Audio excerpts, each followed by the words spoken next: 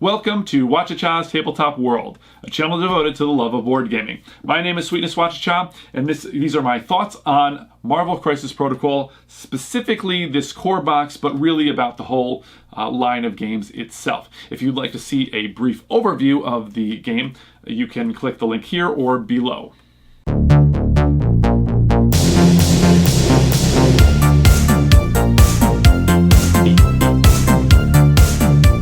Okay, so let's talk about the art and the components to start with. The minis the minis in this whole game system are just absolutely incredible. They're some of the best I've seen outside of Warhammer, which is another competitor, I suppose you could say. And this box set, as I said in the overview, is an updating. It's 4 years in, and it's really showing the direction and really how they've grown as a company.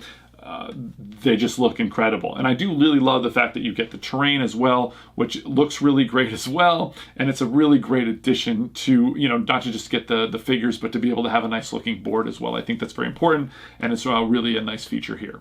Now, I'm usually pretty mostly mechanism driven. I really find myself being pushed into games because of the mechanisms, but you could check out their Twitter page and stuff like that, and their YouTube page. They have these little videos, these little trailers for the game, which are incredible to me. I just love watching them, and it has nothing to do with gameplay. It just shows off these models, and they are absolutely fantastic. And that's just very exciting to be able to see the product and stuff that's coming out just from an artistic basis. Now, this box set does feature some duplicated characters from the original core set. I mentioned in the overview that they've picked the same exact characters, and they look incredible with the addition of the Winter Soldier. Now, I will say Winter Soldier and Crossbones in this set specifically, even I really love that franchise, that aspect of Marvel, but those two characters are two of the best looking models in the box, in my opinion. I think they look great. Speaking of being exciting about the franchise, I'm a huge comics fan. I've been a lifelong comics fan, and of course the MCU is very exciting to me because I've been a fan all my life, and to be able to see that on the big screen is very, very cool. And it caters to both. I mean, some characters have a bit of a look of the MCU, like Baron Mordo. They went more towards that look, but then there are a lot of really classic comic book looks in it as well. And some characters kind of merge those two worlds together a little bit. So it's nice to see that. And they really address, in general, you get the deeper cut characters, you get the mainstream characters. So they do a great job of really fleshing that out. And the product looks so great. I could see somebody just buying this specifically to paint and put together the models and never even play the game. You're missing out on a large part of it, obviously, but I think it's worthwhile just for that alone.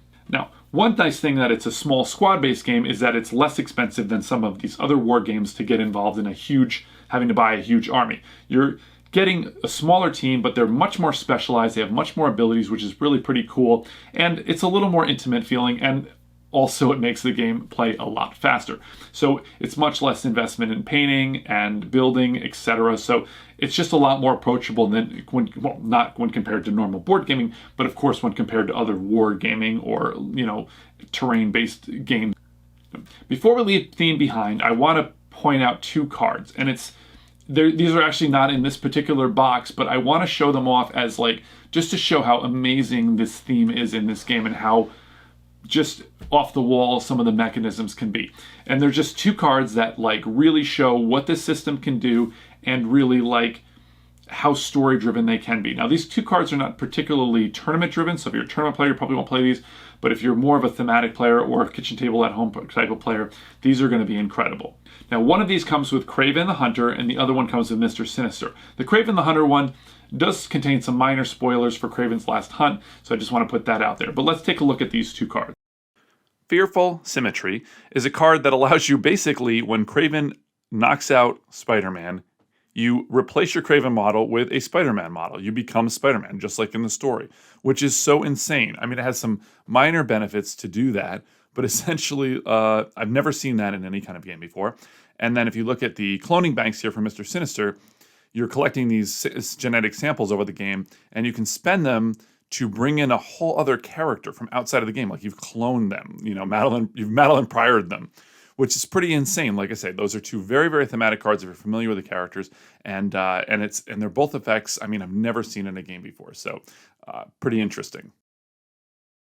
So one more note about these cards. You start with 10 pre-game, and then when you enter the game or when you start the game, you will have slimmed that down to 5. What I really love about this system is that these are powerful effects, but you can see what your opponent has, and you know what you have. You don't have to draw them from a deck and be like, oh, I really want to draw that card. I hope my opponent didn't draw a card that's going to really crush me. Now, there's games like Star Wars Imperial Assault. When you play the competitive version of that, I remember playing that and thinking, like, I didn't like that aspect where it was just like, I move my guy and I'm like, okay, I'm going to set up for an attack. And then the other player will be like, well, I just have this card in my hand you could never have guessed I would have. And it knocks you out or moves you away or just kind of screws up your plan. Now, you might not be able to stop that from happening in this game, but you're aware of it. And I think that's a huge difference because both you don't have to worry about drawing the card and you don't have to worry about that randomness. And you don't have to worry about being surprised by some off-the-wall, ability that your opponent might have that you aren't unaware of. And it's not that hard to remember, like if you play a game like Magic the Gathering or something where you're like, there could be 80 billion cards in the other person's deck that you've never even heard of. This, you can see exactly what they are. And I'm not disparaging any of those other games. They're fantastic games in their own right. But that's something that I like a lot. I like the more information you can give me, the more strategic I can plan, and I really like that aspect. Now let's talk a little bit about the gameplay in the game itself. Okay, right off the bat, the most exciting thing, and one of the most unique aspects of this game is the ability to throw terrain and the ability to throw characters. There can be few joys in gaming better than being in the Hulk, picking up a car and hucking it across the board at some other character. It's amazing. Like the Green Goblin can swoop in and throw his pumpkin bombs, blow up a building, and it damages people around it. And so, it's just incredible. It's so thematic and it's super, super fun. And gaming should be fun. It's got the strategy and it's got the excitement of it's so cool to have an interactive board that pieces are getting blown up. And it's not like every piece can get blown up. You have your terrain that's interactive terrain, and then you have stuff that's just so large that you really can't affect it. And I really think that's a fascinating, point to this game. The terrain also provides interesting blockages. It's cover, it's characters have to move around it, and that provides more interesting gameplay. And also, the fact that some characters can fly or walk crawl over it, I think is a very fascinating thing that just adds a lot more strategy and nuance to the gameplay. So, throwing characters and throwing terrain, though, isn't just about damaging people, although that's a really useful thing to do. But sometimes you might throw a character off a point that they might score on. You can throw terrain or destroy terrain so that it's out of the way and that will deny another character cover, or so you just can move around the board a little easier. So there's a lot more to that aspect of the game, which I find very interesting. Now, attacks are super varied, which is pretty cool. You've got physical, energy, and mental. So whether that's Doctor Strange casting some kind of spell, or Captain America throwing a shield that'll bounce off of one person and hit somebody further along the way, or Iron Man using his AI to get a more precise or damaging shot, or Juggernaut smashing through terrain as he's moving to attack you. There's a whole lot of different attacks like that. Not to mention getting punched so hard you get thrown back and smashed through a car, you destroy that piece of terrain or whatever. That's super cool. And then again, of course, sniper rifles, or Hawkeye shooting an arrow a long distance away, or it just goes on and on and on. So there's a lot of very different abilities, area attacks, and things like that. So it's a lot, and it's very cool. Now, speaking of variety, there's a huge variety of characters, and the combos are really limitless. And I think that's a very cool strength of the game, to be able to say, hey, I'm going to try these different characters. Maybe this character and this character work together. You're going to be looking for synergies. You might want to do something specific. You might want to do an all bleed team, or you want to do all long range characters. You want to just pick all the wizards, or you just want to go thematic and pick the all the mutants and stuff. And one of the things that I like about this game is that you can pick a team. I tend to be more tribal, but thematically, comic characters come together in weird times, right? There's weird team ups that they, you're my enemy, and we're enemies, but we have to band together for the bigger enemy. And so you just have to have 50% of your squad has to be of an affiliation, and then everybody is counted in affiliation, which is a really cool little rule, I think. And it allows you to bring in characters. Maybe you're like, well, I like Venom a whole lot and I want to play him in the Avengers, even though he's not an Avenger. But that's okay. You can do that. You just have to have that core of whatever faction you're going for, and then everybody gets that leadership. And that's kind of a very unique part of this game, where most games it's like, hey, you want to you want to be, the British troops in World War II. Well, that's all. You're not picking any other units. And I think it's kind of a flexibility in this game that is really unique as well. Now, a couple of negatives.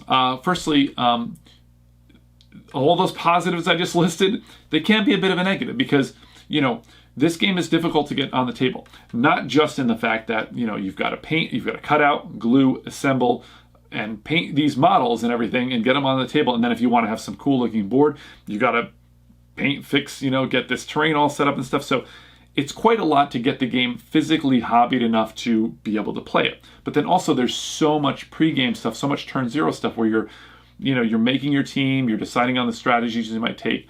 And so it's not a kind of game that you're just going to be able to throw it on the table very quickly. It's going to take a lot to get to the table, and that may or may not be a deterrent.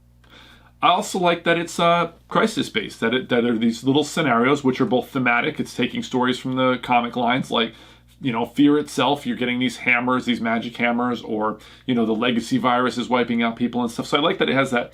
It's setting a scene in the stage of a story, but also you're not just out to kill the other team. It's very helpful to eliminate different characters off the board. Obviously, that makes it easier to win, but that's not you can kill more people but still lose the game. And I really, really like that.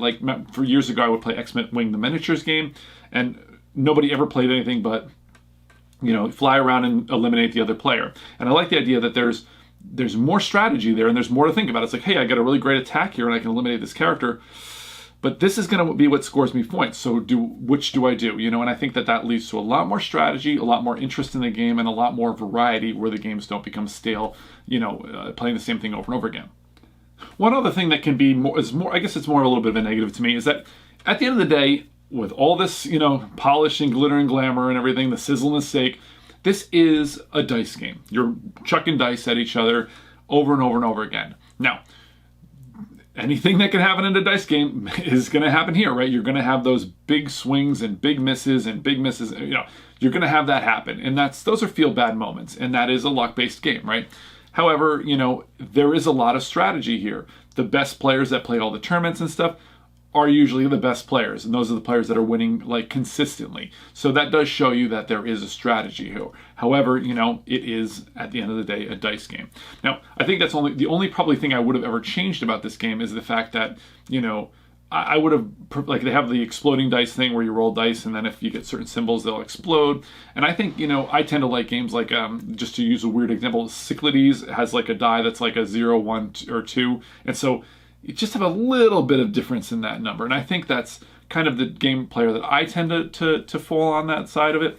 But at the end of the day, it is a dice game and there is going to be a strong element of luck. However, there's a lot of stress. It's not a complete luck fest. There is a lot of strategy here. But the best laid plans can be undone by a bad dice roll. Also, another little bit of a negative is that it's a big investment. This box set is probably $140. Character packs tend to go from $30 to $40, and some of the bigger characters, like a large Dormammu or a Thanos, might be about $80, and they usually come with some small terrain and stuff. And the terrain themselves, packs themselves and things, they can go anywhere from $50 to $100. So you're making an investment getting into this game. If you want to really get set up really well, you're going to buy paint and not just spray paint and glue and cutties and things like that, and brushes and things.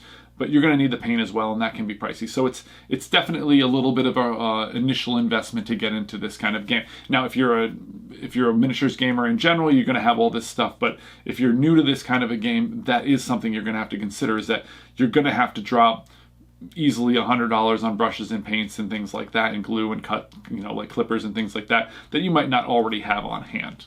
Now, I do want to draw another little comparison again to a game like Warhammer and stuff and Flames of War and these sort of big war games, is that it's a lot, in terms of that kind of a game, this is way less expensive. You don't have to buy nearly as much stuff to play, and in general, it seems to be less expensive that I found on my experience. So character packs usually have a couple of characters in there. And this initial box set is a great value, and they usually use that as a jump off point. These initial boxes are usually whether or not you're gonna, you feel like you're gonna want to play these characters or not.